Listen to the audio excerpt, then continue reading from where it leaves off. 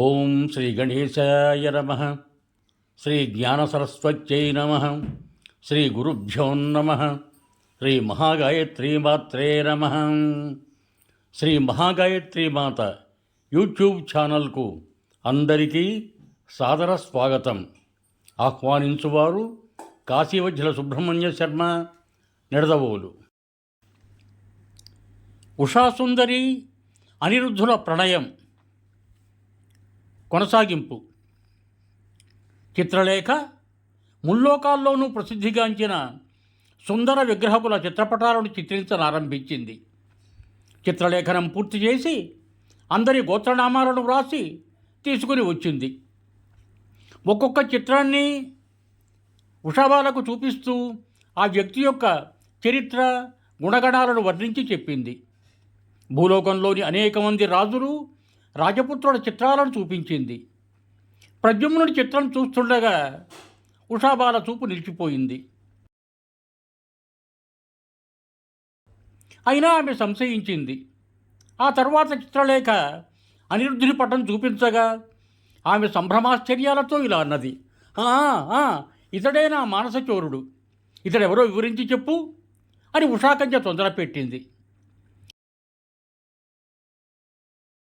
చిత్రలేఖ ఇలా చెప్పింది, ఇతడు అనిరుద్ధుడు.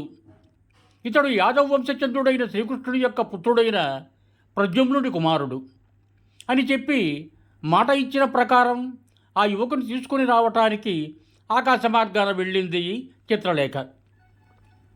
వైకుంఠానికి మించిన శోభతో వెలిగిపోతున్న ద్వారకా నగరాన్ని చూచి ఆమె ఆశ్చర్యపోయింది. అంతఃపురంలో ప్రవేశించి గాఢనిద్రలో మునిగి ఉన్న అనిరుద్ధుని తన యోగమహిమచే తీసుకుని పోయి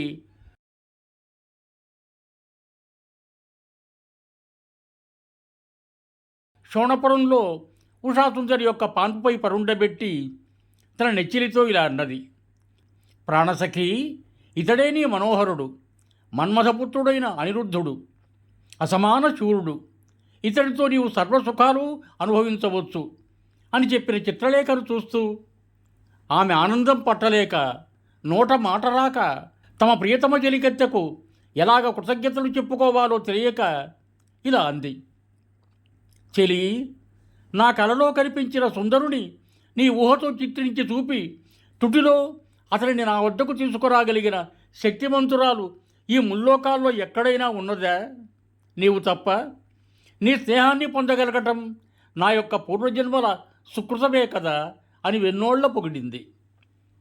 పురుషుని ఛాయ కూడా ప్రవహించలేని ఆ అంతఃపురంలో ఉషా అనిరుద్ధులు అంతులేని ఆనందంతో తెలియాడుతున్నారు. వారికి పగలు రాత్రి కానీ, రోజులు వారాలు నెలలుగా మారుతున్న కాలగమనం కానీ ఏమీ తెలియటం లేదు. ఉషాసుందరికి గర్భిణి చిహ్నాలు కనిపించటంతో హడలిపోయిన అంతఃపుర పరిచారికలు బాణాసురుడికి తెలియజేశారు. అసురేంద్రుడు ఆగ్రహోదగ్రుడై కళ్ళ నుండి నిప్పులు కురిపిస్తూ ఖడ్గాన్ని ధరించి అంతఃపురంలో ప్రవేశించాడు. అక్కడ అపరమన్మధుడిలాగా మెరిసిపోతూ ఉషాబాలతో ఆడుకుంటున్న అనిరుద్ధుని చూచి మండిపడ్డాడు. ఈ మానవాధముని బంధించండి అని భటులను ఆజ్ఞాపించాడు. వాళ్ళు బంధించడానికి సమీపించగానే ఇనుప గుదియలాంటి పరిఘ అనబడే ఆయుధంతో వాళ్లను ఎదుర్కొని కొందరికి కాళ్ళు, కొందరికి నడుములు విరగ్గొట్టి, కొందరిని చావగొట్టి అందరినీ పారద్రోలాడు అనిరుద్ధుడు. బాణాసురుడు అనిరుద్ధునిపైకి దూకి భీకర యుద్ధం చేసి అతడిని జయించడం కష్టమనుకొని నాగపాశంతో బంధించాడు.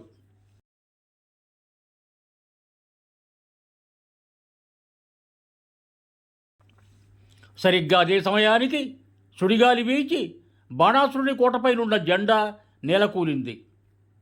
తనతో యుద్ధం చేయగల సమఉజ్జయిన వీరుడు త్వరలో రానున్నాడని గ్రహించిన బాణాసురుడు సంతసించాడు. ద్వారకా నగరంలో అనిరుద్ధుడు అంతర్ధానమైనందుకు అందరూ విచారసాగరంలో మునిగి ఉన్నారు. ఎంత వెతికించినా ఆచూకేమీ తెలియలేదు. 4 నెలలు గడిచిపోయాయి. ఒకనాడు నారదుడు ద్వారకకు వచ్చి అనిరుద్ధుని వృత్తాంతం తెలియజేశాడు. శ్రీకృష్ణుడు బాణాసురుడిపై దండయాత్రకు 12 అక్షౌహిణీల సౌజ్ఞంతో బలరాముడు, సాత్యకి, ప్రద్యుమ్నాది యాదవ వీరులతో సహా బయలుదేరాడు. వాళ్ళందరూ శోణపురం ప్రవేశించారు. యాదవులు శోణపురంలోని సౌధాలు, ప్రాకారాలు, కోటలు, అగర్తలు, యంత్రాలు అన్నీ నాశనం చేశారు.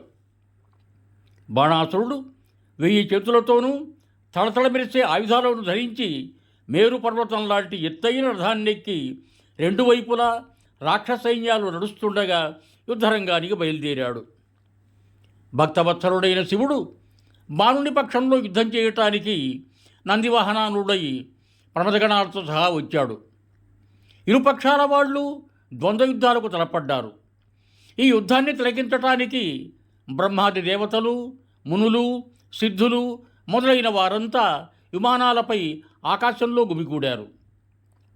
శివకేశవులు, కుమార ప్రద్యుమ్నులు, కూపకర్ణ కుభాండకులతో బలరాముడు, బలుడితో సాంబుడు, బాణుడితో సాత్యకి తలపడ్డారు.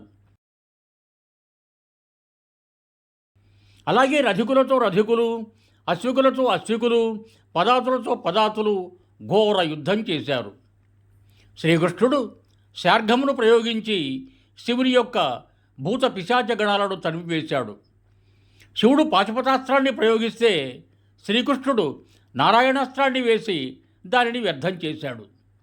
శ్రీకృష్ణుడు శివునిపై జృంభణాస్త్రం వేసి భ్రమింపజేశాడు.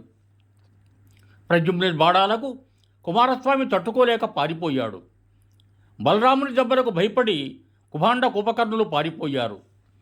సాత్యకితో యుద్ధం చేస్తున్న బాణుడు శ్రీకృష్ణుడు ఎదిరింప పూనుకున్నాడు. తన యొక్క 1000 చేతులతో 500 బాణాలను ఒక్కసారిగా విడిచిపెట్టగా వాటిని శ్రీకృష్ణుడు ఖండించి బాణుని రథాన్ని, సారథిని, గుర్రాలను పడగొట్టాడు. బాణుని తల్లి అయిన కోటర దిగంబరంగా జుట్టు విరబోసుకొని తన పుత్రుడిని చంపవద్దని శ్రీకృష్ణుడి కోరటానికి వచ్చింది. నగ్నస్త్రీని చూడటానికి ఇష్టపడని శ్రీకృష్ణుడు ముఖము తిప్పుకున్నాడు. ఇదే అదననుకొని బాణుడు కోటలోనికి పారిపోయాడు. భూతగణాలు పారిపోయాయి. శ్రీకృష్ణుడి జృంభణాస్త్రం నుండి తేరుకున్న శివుడు జ్వరమనే శక్తిని శ్రీకృష్ణుడిపైకి ప్రయోగించాడు. శ్రీకృష్ణుడు వైష్ణవ జ్వరం అనే శక్తిని ప్రయోగించగా శ్రీకృష్ణుడిపై శివజ్వరం శ్రీకృష్ణుడి శరణొచ్చింది. బాణాసురుడు శక్తిని పుంజుకొని ఆయుధాలు ధరించి మళ్ళీ యుద్ధానికి వచ్చాడు. బాణుడు శ్రీఘ్నం సంఘం అనే అస్త్రాన్ని ప్రయోగించగా శ్రీకృష్ణుడు చక్రాయుధాన్ని ప్రయోగించాడు. తిరుగులేని సుదర్శనం బాణుని 1000 బాహువులను ఖండింపసాగింది. భక్తవశంకరుడైన శంకరుడు బాణుని రక్షింపదలచి శ్రీకృష్ణుడు స్తుతించాడు. దేవదేవ, నీవు పరబ్రహ్మవు, జ్యోతిర్మయుడవు, వేదాంత నిగూఢుడవు, నిర్మలుడవు, సర్వసముడవు, సర్వవ్యాపకుడవు, జగద్రక్షణ కోసం అవతరించువాడవు, ఆద్యుడవు, అద్వితీయుడవు, అనంతుడవు, పురాణపురుషుడవు, సకల సృష్టికి కారణుడవు, ఈశ్వరుడవు, గుణాతీతుడవు, మాయాతీతుడవు, అవ్యయుడవు, అచ్యుతుడవు, విశ్వంభరుడవు, నీకు నా వందనములు అని స్తుతించిన శివునిపై శ్రీహరి ప్రసన్నుడై ఇలా అన్నాడు. పరమశివ, నీ వాక్కులు నాకు సంతోషం కలిగించాయి. నీ మనోగతం నాకు తెలుసు. ఈ బాణుడు నాచే చంపదగినవాడు కాడు. ఏలనన నీ వంశస్థులను నేను సంహరించను అని నేను ప్రహ్లాదునికి వరమిచ్చాను. ఇతడు ఆ వంశస్థుడే కనుక నాచే చంపబడడు. కానీ ఇతని భుజబల గర్వాన్ని అణచాలి అని 4 చేతులను మాత్రమే ఉంచి మిగిలిన బాహువులను ఖండింపజేశాను. ఇతడు నీ భక్తులలో ప్రముఖుడై జరామరణ భయాలు లేకుండా జీవిస్తాడు అని అనుగ్రహించాడు. శివుడు పరమానందభరితుడయ్యాడు. బాణాసురుని భుజబల గర్వం అడిగిపోయింది. అహంకారం తొలగిపోగానే అజ్ఞానం నశించింది. అతడు గోవిందుని పాదార విందాలకు అభివందనాలు చేశాడు. తరువాత బాణాసురుడు పరమానందముతో ఉషా అనిరుద్ధులకు అనేక కానుకలిచ్చి దాసదాసీ జనాలనిచ్చి బంగారు రథంపై ఎక్కించి మిక్కిలి వైభవవేతముగా తీసుకుని వచ్చి వారిని శ్రీకృష్ణుడికి అప్పగించాడు. యాదవులను సగౌరవంగా ఆదరించాడు. బాణుని యందు కలిగిన పరివర్తనకు, అతని సత్ప్రవర్తనకు శ్రీకృష్ణుడు సంతృప్తి చెందాడు. ఉషానిరుద్ధరుడు చూచి శ్రీకృష్ణుడు, బలరాముడు, ప్రద్యుమ్నుడు మొదలైన వారందరూ మిక్కిలి సంతోషించారు. పిమ్మట అందరూ ద్వారకా నగరానికి తరలి వెళ్ళారు అని శ్రీశుకుడు పరీక్షిత్తుకు చెప్పాడు. సంపూర్ణం ఇవం భూయాత్. సర్వే జనా సుఖినో భవంతు. ధన్యవాదములు.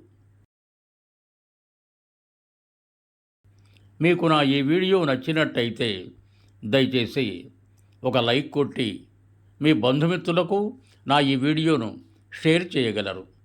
అదేవిధంగా నా ఛానల్ శ్రీ మహాగాయత్రీమాత యూట్యూబ్ ఛానల్ను సబ్స్క్రైబ్ చేయ ప్రార్థన. మరొక్క మారు ధన్యవాదములతో బహుదీయుడు కాశీవజ్ర సుబ్రహ్మణ్య శర్మ, నిడదవోలు, తూర్పుగోదావరి జిల్లా.